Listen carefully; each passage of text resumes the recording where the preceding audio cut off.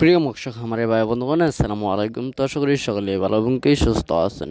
তো বরাবরের মতো আপনাদের মাঝে আবারও একটি নতুন ভিডিও নিয়ে হাজির হলাম। তো আপনারা ভিডিওর স্ক্রিনে যে মাছগুলো লক্ষ্য করতে পারছেন, এটি হলো গিয়ে অরিজিনাল দেশি পাবদা মাছের পোনা। তো আপনারা যারা অরিজিনাল দেশি পাবদা মাছের পোনাগুলো নিতে চান, তারা আমাদের ভিডিওর স্ক্রিনে দেওয়া নম্বরে আমাদের সাথে যোগাযোগ করে এই মাছের পোনাগুলো অর্ডার করতে পারেন। আমরা সারা বাংলাদেশে হোম ডেলিভারির মাধ্যমে পৌঁছে দিয়ে থাকি এবং কি আপনারা চাইলে আমাদের কাছ থেকে এসেও নিয়ে যেতে পারবেন।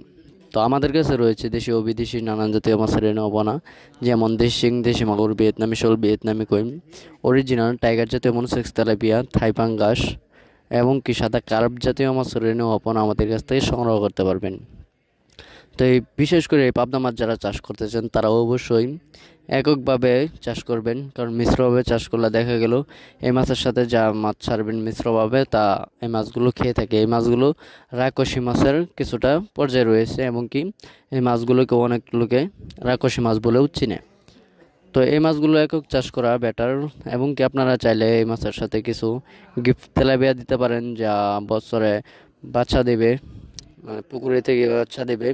যেরকম মনোসেক্স পুকুরে বাচ্চা দেয় না এবং কি মনোসেক্স তেলাপিয়াটা বাচ্চাই দেয় না।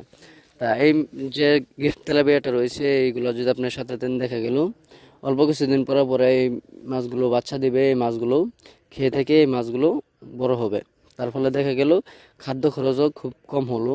এই কারণে আপনারা এই মাছগুলো চাষ করতে পারেন। এমনকি আপনারা অন্য কোনো প্রজাতির মাছ আপনারা এই মাছের সাথে চাষ করবেন না, আর এই মাছের পুকুর বস্তুতে আপনারা সঠিকভাবে সঠিক নিয়মে করবেন, তাহলে দেখা গেল ভালো একটা মুনাফা আয় করতে পারবেন।